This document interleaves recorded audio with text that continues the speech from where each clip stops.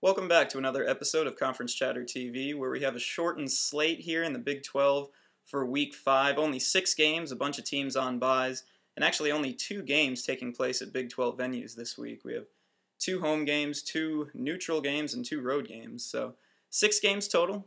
Let's get right to it here. We'll see if we can add to our 35-8 record on the season. Well, the first game taking place this week will happen tonight, actually, Thursday. Colorado at West Virginia. Colorado, huge underdogs in this game. I think West Virginia is a 17-point favorite. I'm definitely going with West Virginia in this one, but I don't think they'll cover by 17 points. I mean, that's a whole lot of points. I remember Colorado earlier this year, seems like they got destroyed on the road by Toledo, and they still only lost by 16. So I see Colorado covering, but West Virginia definitely winning. The key stat in this one, the Buffs have really struggled on the road under Dan Hawkins. They're only 2-13 in his 4-year tenure on the road. So I see West Virginia coming on top in that one. The rest of the games will take place on Saturday.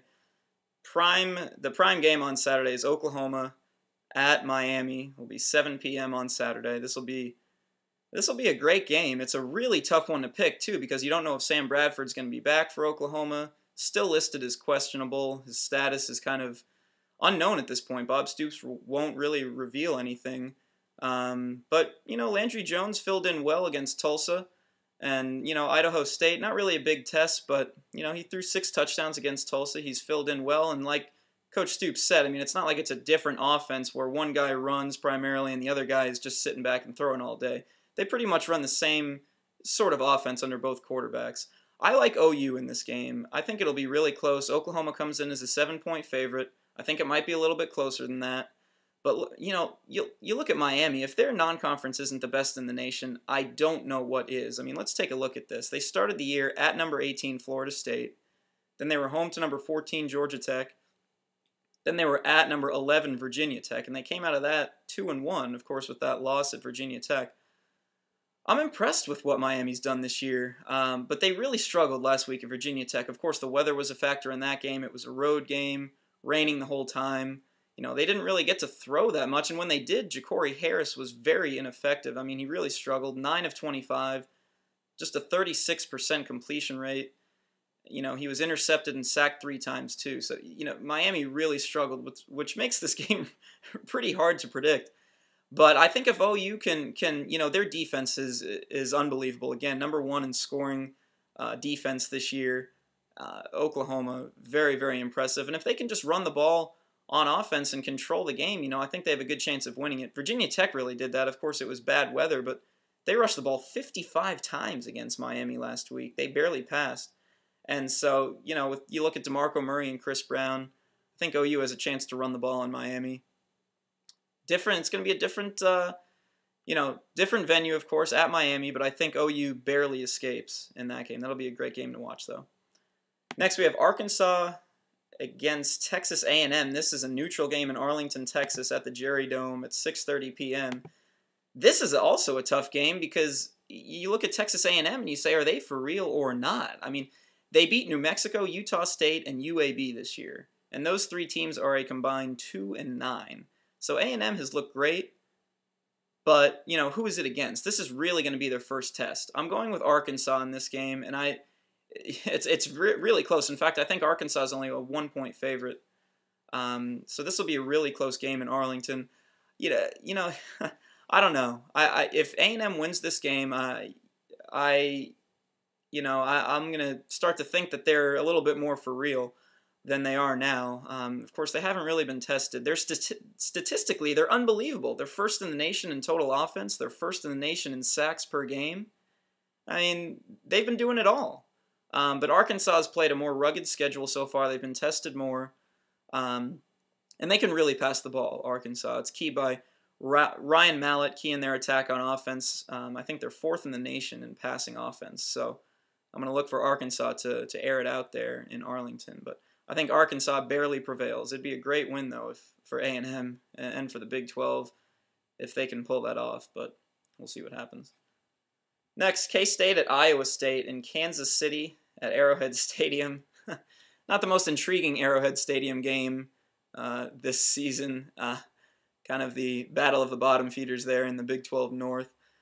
This is, I was looking at this. I'm going with Iowa State in this game. They're 3-1. They already have more wins than they had all of last year. And if they win this, I never thought I'd be saying this, but Iowa State has an outside chance of making a bowl game if they win this game. You know, they still have Baylor at home, and they still have Colorado at home, and Baylor's not going to have Robert Griffin, and you look at Colorado at home, and you say, hey, that's a pretty winnable game as well.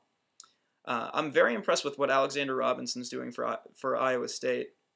3 straight games now that he's rushed for over 100 yards, and this will be nice. K-State's defense is pretty decent. You know, they've been struggling mightily on offense, but K-State's defense has been pretty steady this year, so it should be interesting to see if Robinson can gain some yardage there.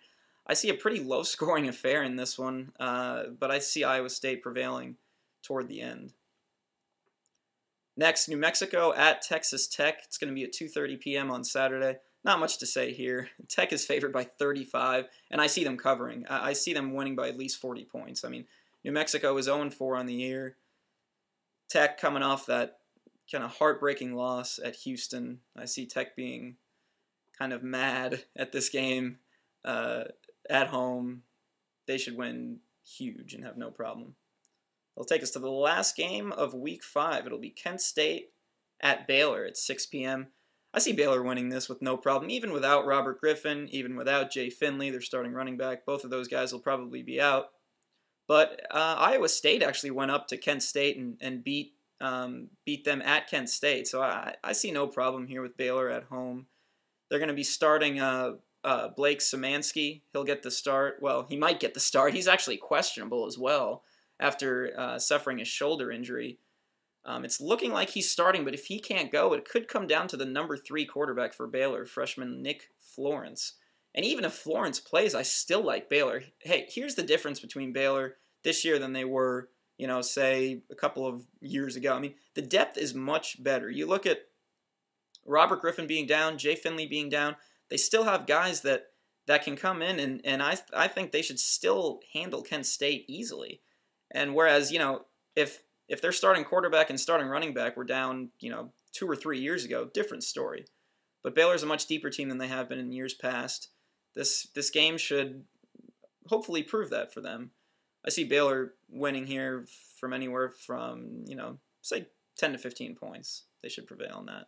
So we will see. Kind of a shortened slate, so not much else to say here. A bunch of teams on byes, and you know, we'll see how those 6 games play out here on Saturday. Guys, I appreciate you checking out the latest edition of Conference Chatter TV. I am Eric Sorrentino. I'm signing out. I will talk to you guys after the weekend. Thanks.